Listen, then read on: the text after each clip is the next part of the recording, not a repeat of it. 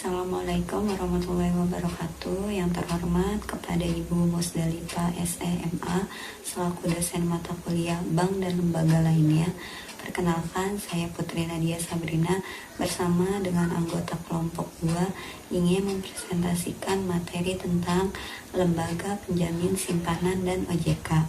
Baik, saya akan menjelaskan tentang organisasi LPS.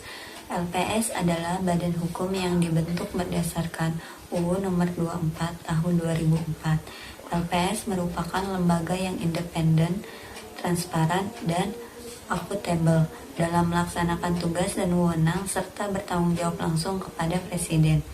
LPS berkedudukan di Ibu Kota Negara Republik Indonesia. LPS memiliki kepengurusan yang terdiri dari Dewan Komisioner. Dewan Komisioner terdiri dari 1 orang pejabat setingkat Eselon 1 Departemen Keuangan yang ditunjuk oleh Menteri Keuangan. Yang kedua, 1 orang pimpinan Lembaga Pengawasan Perbankan LPP yang ditunjuk oleh pimpinan LPP. Yang ketiga, 1 orang dari unsur pimpinan BI yang ditunjuk oleh pimpinan BI. Dan yang terakhir, 3 orang berasal dari dalam atau luar LPS 2, diantaranya diusulkan Menteri Keuangan. Anggota Dewan Komisioner diangkat untuk masa jabatan 5 tahun dan dapat diangkat kembali untuk 1 masa jabatan berikutnya. Jabatan Dewan Komisioner melakukan tugas secara penuh dan tidak boleh menduduki jabatan eksekutif di tempat lain, kecuali penugasan dan kegiatan sosial. Anggota Dewan Komisioner hanya dapat diberhentikan oleh Presiden apabila berhalangan tetap, antara lain meninggal dunia, cacat fisik atau mental yang menyebabkan bersangkutan tidak dapat melaksanakan tugasnya, kehilangan kewarganegaraan Indonesia. Yang kedua, masa jabatannya berakhir. Yang ketiga, mengundurkan diri. Yang keempat, tidak hadir dalam rapat Dewan Komisioner 4 kali berturut-turut tanpa alasan. Yang kelima, tidak menjalankan tugasnya lebih dari 6 bulan. Yang keenam, memiliki hubungan keluarga sampai derajat kedua atau besan dengan anggota Dewan Komisioner lainnya dan tidak ada satupun yang mengundurkan diri. Dan yang terakhir, tidak lagi memenuhi syarat yang ditetapkan. Dewan Komisioner wajib mengadakan rapat sekurang-kurangnya 1 bulan sekali dengan agenda memuat menetapkan kebijakan penjamin simpanan nasabah berdasarkan UU LPS, menetapkan kebijakan LPS dalam mendukung stabilitas sistem keuangan, mengevaluasi pelaksanaan penjaminan simpanan nasabah, dan pelaksanaan peran LPS dalam mendukung stabilitas sistem keuangan, menerima dan mengevaluasi hal-hal yang dilaporkan kepala eksekutif, dan yang terakhir, hal-hal yang berhubungan dengan tugas LPS. Rapat Dewan Komisioner dipimpin oleh ketua atau anggota yang ditunjuk oleh ketua. Dalam hal ketua tidak menunjuk anggota, maka anggota secara musyawarah memiliki salah satu di antara mereka untuk memimpin rapat. Selanjutnya akan dijelaskan oleh teman saya. Assalamualaikum warahmatullahi wabarakatuh.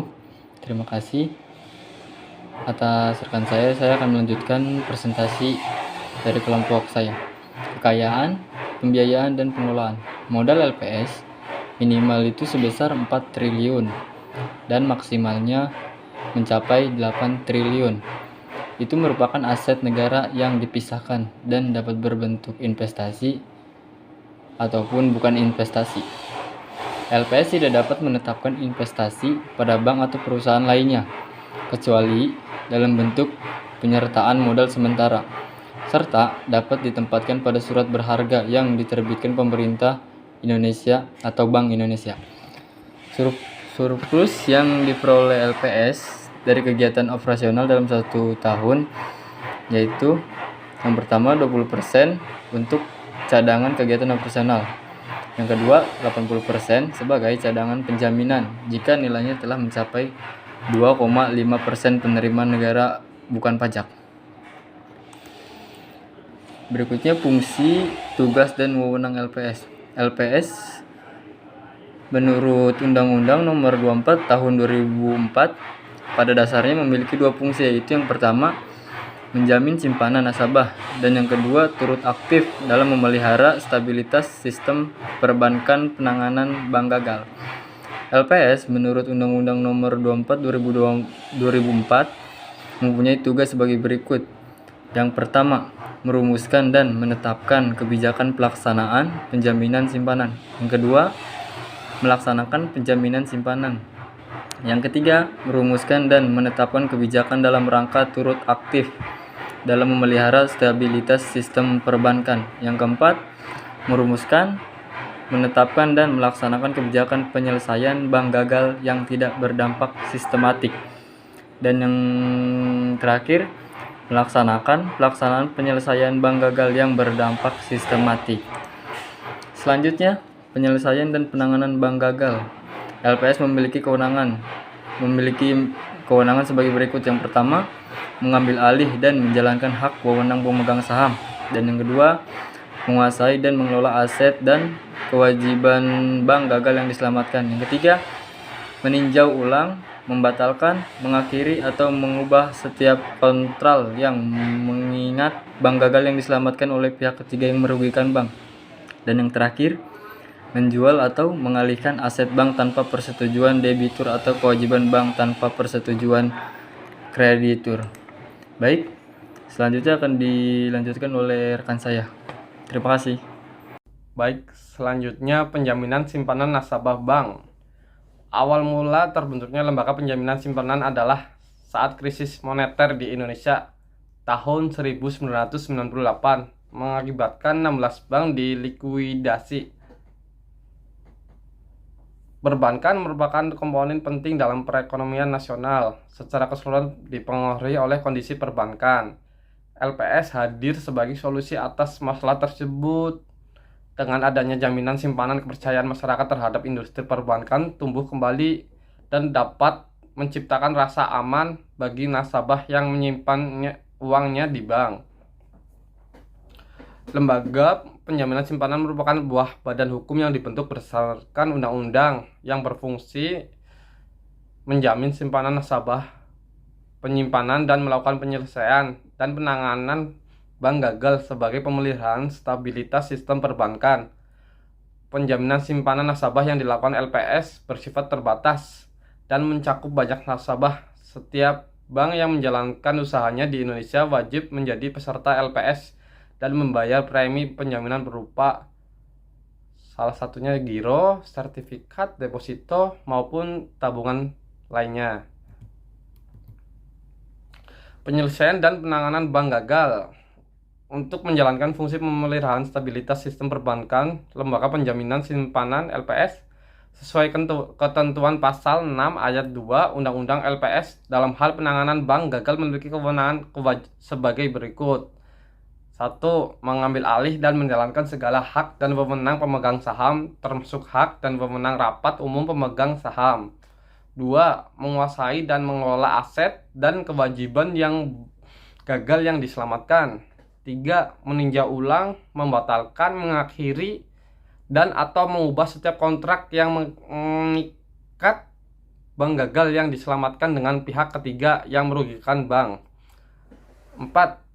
Menjual dan atau mengalihkan aset bank tanpa persetujuan debitur dan atau kewajiban bank tanpa persetujuan debitur.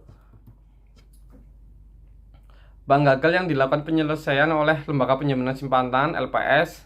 Bank gagal filing bank menurut ketentuan pasal 1 ayat 7 UU LPS adalah bank yang mengalami kesulitan keuangan dan membahayakan kelangsungan usahanya serta dinyatakan tidak dapat lagi disehatkan oleh Lembaga Pengawas Perbankan LPP. Adalah Bank Indonesia atau lembaga pengawas sektor jasa keuangan sesuai dengan kewenangan yang dimiliki menurut pasal 22 ayat 1 UU LPS meliputi penyelesaian bank gagal tidak berdampak sistematik dilakukan dengan melakukan penyelamatan atau tidak melakukan penyelamatan terhadap bank gagal dimaksud, dan penanganan bank gagal yang berdampak sistematik dilakukan dengan melakukan penyelamatan yang mengikut sertakan pemegang saham lama atau tanpa mengikut sertakan pemegang saham lama.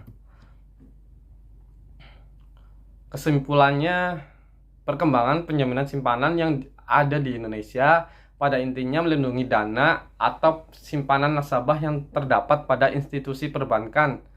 Pada awalnya berdasarkan Undang-Undang Nomor 13 Tahun 1968 tentang Bank Sentral yang memiliki tujuan untuk ke arah perbaikan ekonomi rakyat, perlu diadakan penilaian kembali agar terciptanya masyarakat adil dan makmur. Kebijakan yang dikeluarkan oleh pemerintah tersebut dikenal dengan blanket guarante. Blanket guarante dikeluarkan oleh pemerintah untuk mengisi kekosongan hukum dalam penjaminan nasabah penyimpan dana yang telah membawa dampak ekonomi, politik, dan hukum yang sangat besar. Sehingga dapat dikatakan bahwa blanket guarante ini hanya bersifat sementara untuk menumbuhkan kembali kepercayaan masyarakat terhadap perbankan.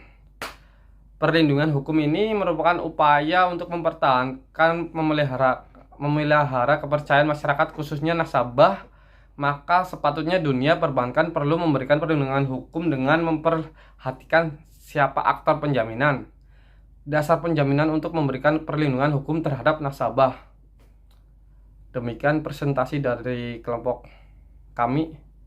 Apabila ada salah ataupun tutur kata, kami mohon maaf. Wassalamualaikum warahmatullahi wabarakatuh.